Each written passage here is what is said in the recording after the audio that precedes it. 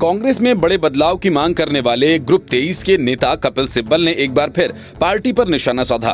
कपिल सिब्बल ने हवा में तीर चला रहे राहुल गांधी और प्रियंका वाड्रा सहित उनके चेले चपाटों से साफ तौर पर कहा कि बीजेपी का फिलहाल देश में कोई सियासी विकल्प है नहीं।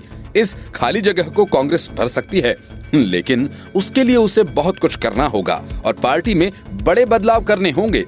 कपिल सिब्बल ने कहा कि आज भारत को फिर से उठ खड़ा होने वाली कांग्रेस की जरूरत है। कांग्रेस को बीजेपी के व्यवहार या सियासी विकल्प के तौर पर पेश करने का सुझाव देते हुए पार्टी के वरिष्ठ नेता कपिल सिब्बल ने कहा कि कांग्रेस को संगठन के सभी स्तर पर व्यापक बदलाव करना होगा, जिससे ये नजर आए कि वे जड़ता की स्थिति में नहीं हैं।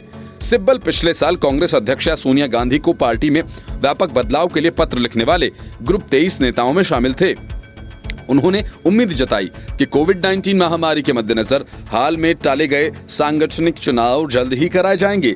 कपिल सिब्बल ने माना कि फिलहाल बीजेपी का कोई मजबूत सियासी विकल्प है नहीं, लेकिन प्रधानमंत्री नरेंद्र मोदी ने शासन करने का नैतिक अधिकार खो दिया है।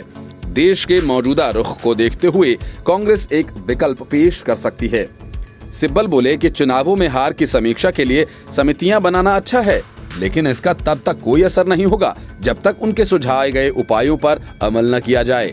असम में AIUDF और पश्चिम बंगाल में ISF के साथ पार्टी के गठबंधन को सुविचारित नहीं बताते हुए सिब्बल ने कहा कि कांग्रेस जनता को यह समझाने में विफल रही है कि देश के लिए अल्पसंख्यक और बहुसंख्यक संप्रदायवाद समान रूप से खतरनाक है।